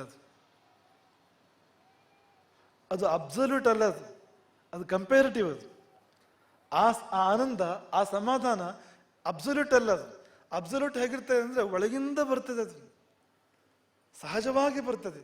ನನ್ನ ಬಗ್ಗೆ ನನಗೆ ತೃಪ್ತಿ, ಇನ್ನೊಬ್ಬರು ನೋಡಿ ಅಲ್ಲ, ಅದು ಇರಬೇಕಾದಾಗಿದ್ದೀರ ನಾವು ಸಮಾಧಾನ. ಆ ಸಹಜ ಸಮಾಧಾನವೇ ಸ್ಥಿರವಾದ ಸಮಾಧಾನ, ಶಾಶ್ವತವಾದ ಸಮಾಧಾನ. ಅಕ್ಕಪಕ್ಕದವ್ರು ನೋಡಿ ಅದ್ರಲ್ಲಿ ಅಪಾಯವೂ ಇದೆ. ಈ ತಪ್ಪು ಮಾಡೋರು ಎಷ್ಟೋ ಸತ್ಯ ಹಾಗೆ ಅಂತ, ಈ ಸಿಗರೇಟ್ ಸೇದೋನು ಸಮಾಧಾನ ಪಟ್ಕೋತಾನೆ ಕುಡಿಯೋನು ನೋಡಿ ಅಂತ, ಹಾಗಾಗ್ಬಿಡುತ್ತೆ ಎಷ್ಟೋ ಸರ್ತಿ ಅಂತ.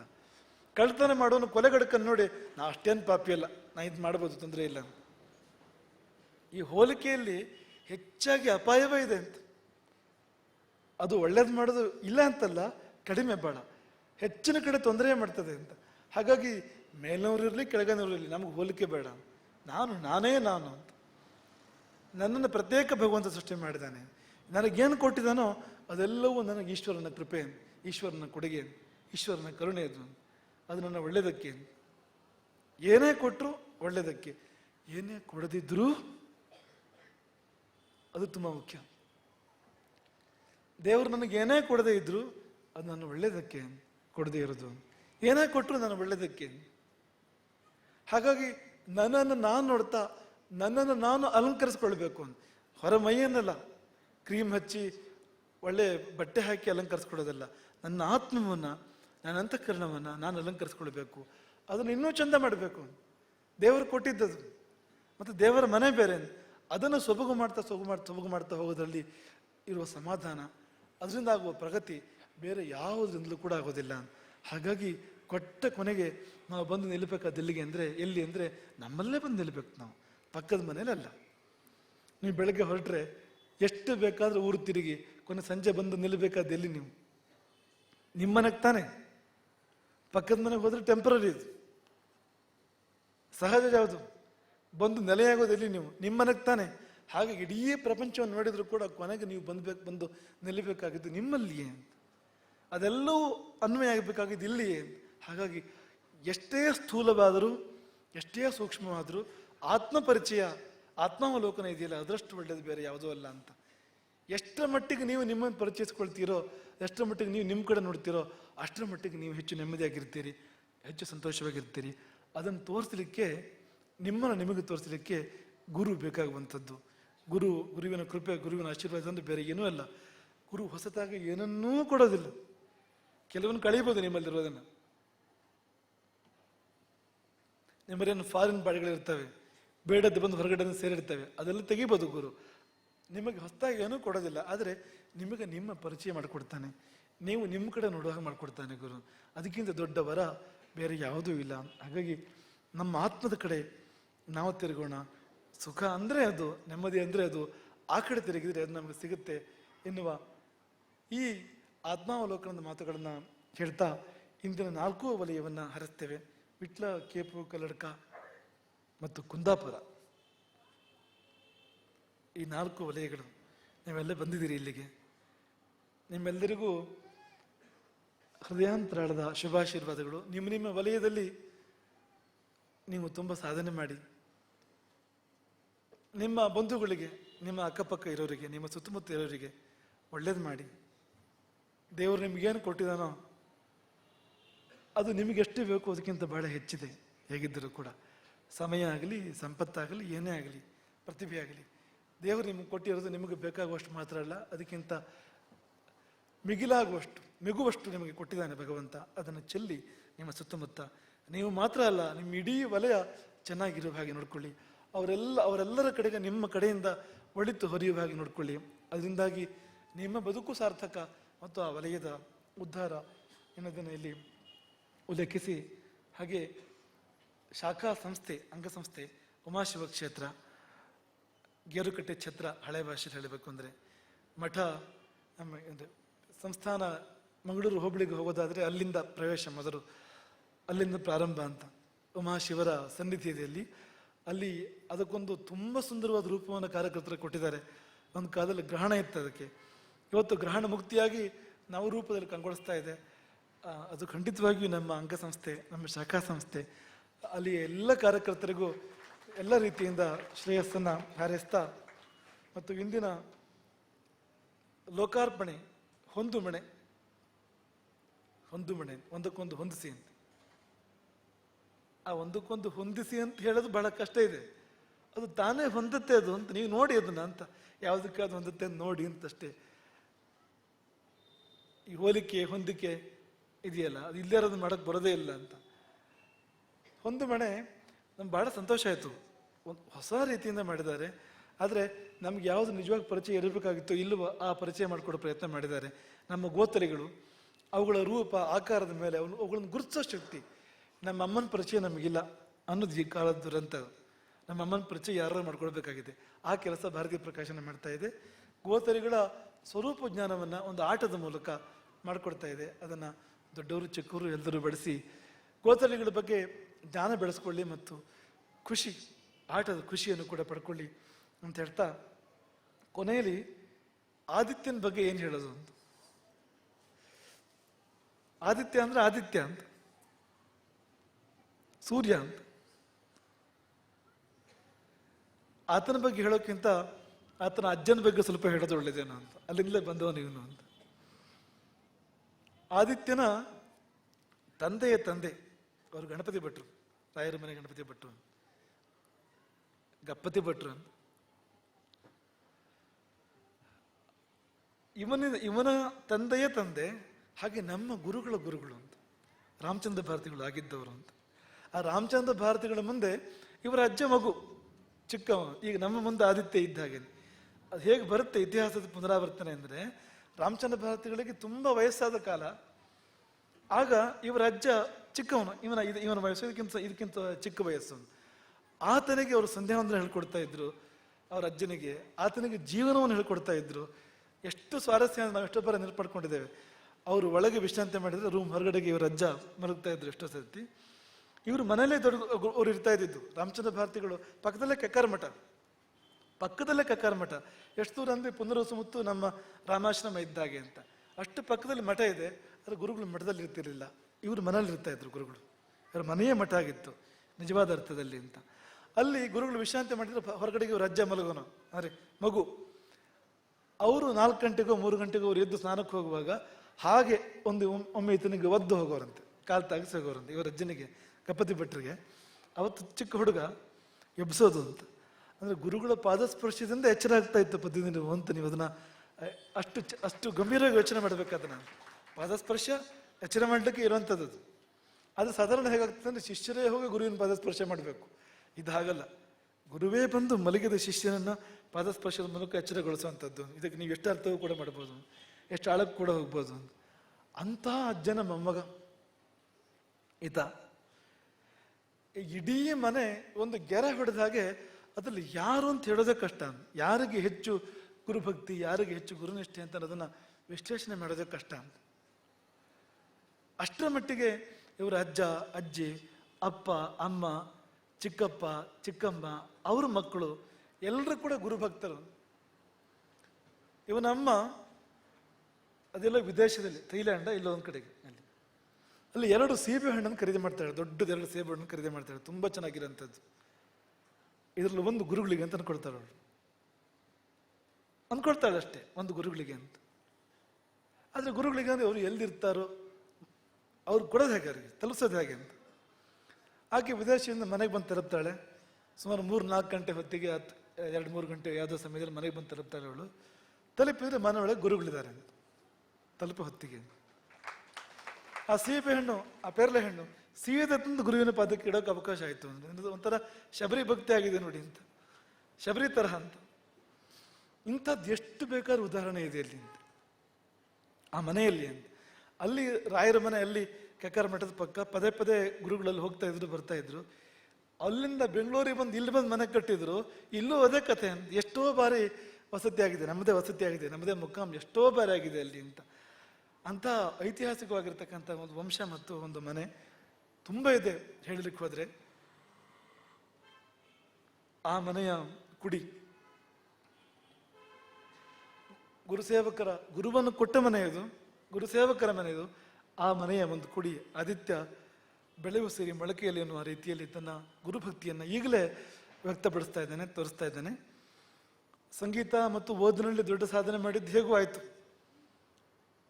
ಅದ್ರ ಜೊತೆಯಲ್ಲಿ ಆತನಲ್ಲಿ ಛಾತ್ರ ಸಮಿತಿ ಅಧ್ಯಕ್ಷನಾಗಿ ನಾವು ಮಾಡಿದ್ದಲ್ಲ, ಹಾಗೆ ನೋಡಿದ್ರಿ ಅಂದ್ರೆ ತಾನಾಗಿ ಅಂದ್ರೆ ಅಪ್ರಯತ್ನವಾಗಿ ಆ ಹೆಸರು ಬಂತು, ತನ್ನಷ್ಟಕ್ಕೆ ಬಂತು. ಅದಕ್ಕಿಂತ ಮೊದಲು ಆತನ ಸಂಘಟನೆ ಮಾಡಿ ಗೊತ್ತಿಲ್ಲ ಏನು.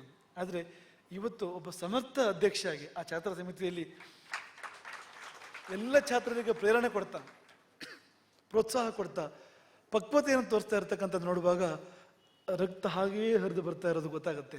ಆ ವಂಶವಾಹಿ ಹಾಗೆ ಹರಿದು ಬರ್ತಾ ಇರೋದು ಗೊತ್ತಾಗುತ್ತೆ. ಹಾಗಾಗಿ ಆ ಆದಿತ್ಯನಿಗೆ ಅಸ್ತವಿಲ್ಲದೆ ಇರಲಿ, ಆದಿತ್ಯನಿಗೆ ಎಂದೂ ಗ್ರಹಣ ಇಲ್ಲದೆ ಇರಲಿ, ನಿರಂತರವಾಗಿ ಆ ಆದಿತ್ಯನ ಹಾಗೆ, ದಿವ್ಯ ಆದಿತ್ಯನ ಹಾಗೆ ಭವ್ಯ ಆದಿತ್ಯ ಬೆಳಗುವಂತೆ ಆಗಲಿ ಏನೋ ಆಶಂಸೆ ಮಾಡ್ತೇವೆ. ಈ ದೊಡ್ಡ ಕಷ್ಟ ಅವನಿಗೆ ಅಂದರೆ ಕುರ್ಚಿಲಿ ಕೂತ್ಕೋಬೇಕು ಅಂತ, ಇಲ್ಲಿ ಗುಟ್ಟಾಗಿ ಬಂದು ಕೇಳೋದೇನು ನೋಡಿದ್ರೆ ನಾ ಕೆಳಗೆ ಕೂತ್ಕೊಳ್ಳ ಅಂತ. ತುಂಬ ಸಂತೋಷ ಅಂತ ಅನಿಸ್ತದೆ ಆ ಮಕ್ಕಳ ಸಂಸ್ಕಾರ. ಹಾಗಾಗಿ ಛಾತ್ರ ಸಮಿತಿಯ ಅಧ್ಯಕ್ಷ ಮತ್ತೆಲ್ಲ ಛಾತ್ರರಿಗೆ ಸ್ಫೂರ್ತಿಯವನು, ಪ್ರೇರಣೆಯವನು, ಗುರುಪೀಠದ ಅವಿಭಾಜ್ಯ ಅಂಗ, ಅವಿನಾಭಾವ ಸಂಬಂಧ ಗುರುಮಠಕ್ಕೂ ಮತ್ತು ಅವನ ಇಡೀ ವಂಶಕ್ಕೂ ಅನ್ನೋದನ್ನು ಮತ್ತೊಮ್ಮೆ ನೆನಪಿಸಿಕೊಂಡು ಆ ಇಡೀ ಕುಟುಂಬಕ್ಕೆ ಆದಿತ್ಯನ ಮೂಲಕವಾಗಿ ಶುಭಾಶೀರ್ವಾದಗಳನ್ನು ಮಾಡ್ತೇವೆ. ಹೋಲಿಕೆ ಇಲ್ಲದೆ ಇರ್ತಕ್ಕಂಥ ಮನೆ ಅದು. ಅವ್ರಿಗೇನು ಸಿಕ್ಕಿದೆಯೋ ಗುರುಮಠದಿಂದ, ಅದಕ್ಕೆ ಹೋಲಿಕೆ ಇಲ್ಲ. ಎಂಥ ಮನೆ ಅಂದರೆ ಒಂದ್ಸಾರಿ ಮಠ ಅವ್ರನ್ನ ಕೇಳ್ತು ತುಂಬ ಹಿಂದಿನ ಕಾಲದಲ್ಲಿ ಅಂತ, ನಿನ್ನ ಮನೆ ಈ ಜಾಗ ಪೂರ್ತಿ ನಮ್ಗೆ ಕೊಡ್ತೀಯಾ ಅಂತ. ಕೊಟ್ಟರು. ಇರೋ ಮನೆಯ ಸ್ಥಳ ಎಲ್ಲವನ್ನು ಗುರುಪೇಟೆಗೆ ಅರ್ಪಣೆ ಅಂತ, ಹಿಂದಿಲ್ಲ ಮುಂದಿಲ್ಲ, ಅಷ್ಟರ ಮಟ್ಟಿಗಿನ ಸಮರ್ಪಣೆ ಇರ್ತಕ್ಕಂಥ ಒಂದು ಈಗಲೂ ಇದೆ ಆ ಸ್ಥಳ ಮಠದಲ್ಲಿ. ಸ್ವಲ್ಪ ಆ ಕಡೆ ಅವ್ರ ಮನೆ ಕಟ್ಕೊಂಡಿದ್ದಾರೆ ಅವರು ಅಂತ. ಗುರುಗಳು ಕೇಳಿದ್ರೆ ಇಲ್ಲ ಅನ್ನೋದು ಏನೂ ಇಲ್ಲ ಅನ್ನುವಂಥ ಒಂದು ಅಂತಹ ಸಮರ್ಪಣೆಯ ಒಂದು ಪರಂಪರೆ ಇದು ಅಂತ. ಅವರನ್ನ ಆ ಇಡೀ ಮನೆಯನ್ನ ಮನಸಾರೆ ಹರಿಸ್ತಾ, ಆದಿತ್ಯನಿಗೆ ನಿತ್ಯ ಮಧ್ಯಾಹ್ನವನ್ನು ಹಾರೈಸ್ತಾ, ಆದಿತ್ಯ ಪೂರ್ಣನಾಗಿ ನಡುನೃತ್ಯ ಬೆಳಗುವಂಥ ಪೂರ್ಣ ಪ್ರಕಾಶದ ಆ ಒಂದು ಶ್ರೇಯಸ್ಸನ್ನ ನಿರಂತರವಾಗಿ ಬಯಸ್ತೇವೆ. ಹಾಗೆ ಎಲ್ಲರಿಗೂ, ಮುಖ್ಯವಾಗಿ ದೂರದ ವಿಟ್ಲಸೀಮೆ ಮತ್ತು ಕುಂದಾಪುರದ ಪರಿಸರದಿಂದ ಬಂದಿರತಕ್ಕಂಥ ಎಲ್ಲ ಶಿಷ್ಯರಿಗೆ ಮತ್ತು ಅವ್ರ ಜೊತೆಗೆ ಬಂದು ಸೇರಿರ್ತಕ್ಕಂಥ ಬೆಂಗಳೂರಿನ ಸುತ್ತಮುತ್ತದ ಎಲ್ಲ ಶಿಷ್ಯರಿಗೆ ಶ್ರೇಯಸ್ಸನ್ನು ಹಾರೈಸ್ತೇವೆ. ಎಲ್ಲರಿಗೂ ಒಳಿತಾಗಲಿ. ರಾಮನೆಂದರೆ ಎಣ ಇಲ್ಲದೆ ಇರೋವನು, ಹೋಲಿಕೆ ಇಲ್ಲದೆ ಇರೋವನು. ಅಂಥ ಹೋಲಿಕೆ ಇಲ್ಲದ ಸಂತೋಷ ನಿಮಗೆಲ್ಲರಿಗೂ ಸಿಗುವಂತೆ ಆಗಲಿ, ಎಲ್ಲರಿಗೂ ಒಳಿತಾಗಲಿ ಅಂತ ಪುಣ್ಯ ಆಗ್ತದೆ. ಹರೇ ರಾಮ. ಯಾರಿಗೆ ಅಂದರೆ ಪಾಲ್ಗಡಲು ಒಡೆಯನಿಗೆ, ಅಷ್ಟೇ ಎತ್ತರದ ಪಾಲ್ಗಡಲು.